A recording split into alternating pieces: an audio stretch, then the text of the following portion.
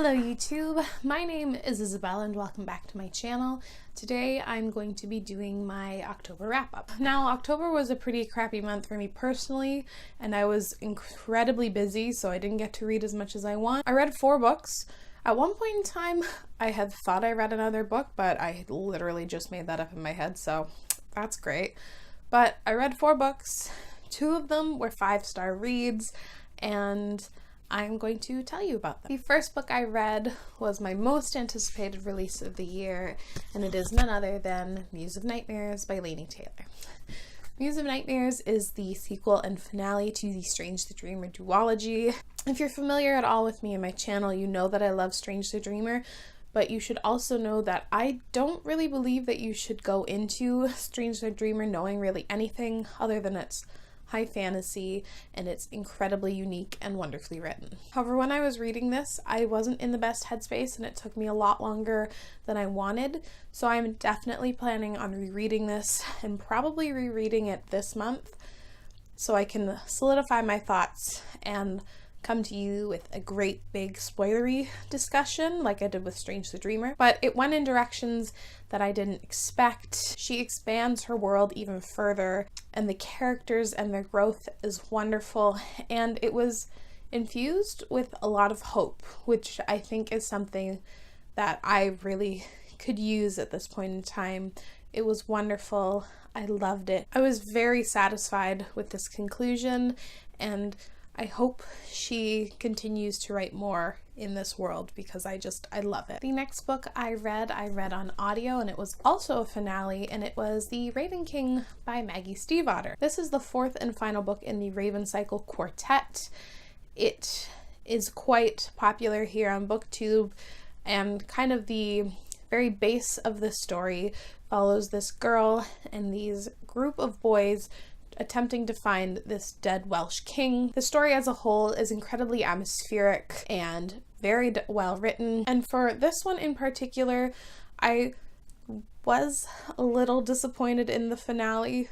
I did really enjoy it and like what it brought to the table in terms of character development, but in terms of answers at the end, I was left pretty wanting, and I just know that if I didn't know that the Ronin trilogy was going to be a thing, I think I would have been even more dissatisfied. I loved how dark and almost malevolent the atmosphere became in this series. I did really enjoy it. I ended up giving it 4 out of 5 stars, but I think that this series had the potential to be a favorite, especially seeing as how Blue Lily Lily Blue was going, and I really started getting super invested. I wanted a little bit more from the finale, and I don't think I'm too alone in that. Also, I gave Muse of Nightmares 5 out of 5 stars.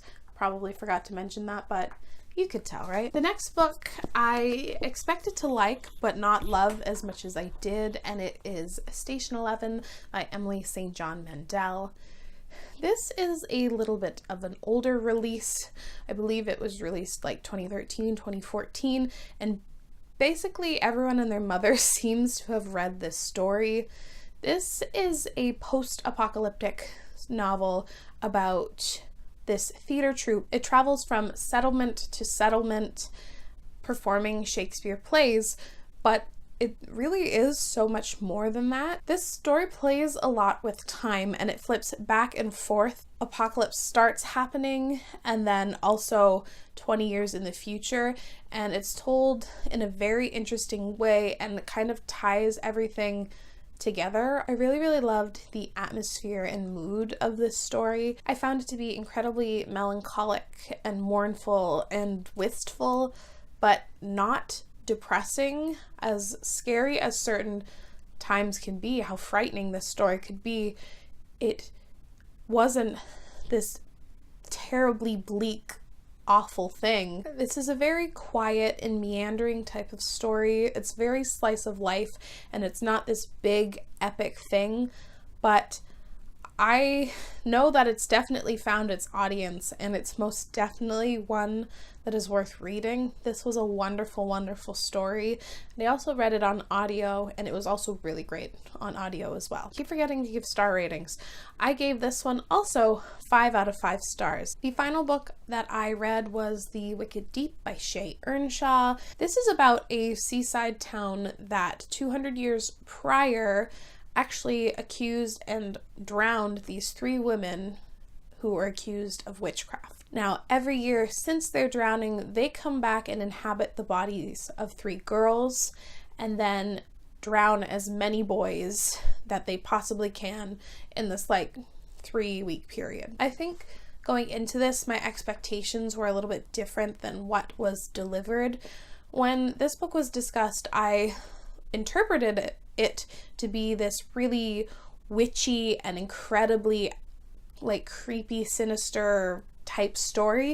And that's really not what we got. It's basically this pretty generic romance with this very unique premise of these drowning sisters, but it felt a little paint by numbers in certain aspects. It did keep me relatively well engaged. I read this, I think, in the span of a few days, and I did want to know what was going on. I actually found myself liking the first half. I really liked how everything was shrouded in mystery, but I didn't love kind of the reveals, and I could kind of see them coming from a mile away, which was a bummer. I think why I was so disappointed with it was basically because it had such great potential to be a fantastic read, but unfortunately I think it falls into some of those pitfalls of being a debut book. It was good.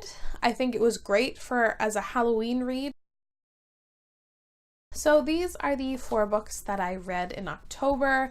I had a good reading month in terms of quality, just not quantity. So it looks like my Goodreads goal is way out of reach, which is a bummer, but we shall see. I'd like to know if you had any 5-star reads of the month. Please let me know down in the comments below. And as always, thank you so much for watching, and I will see you again very soon. Bye!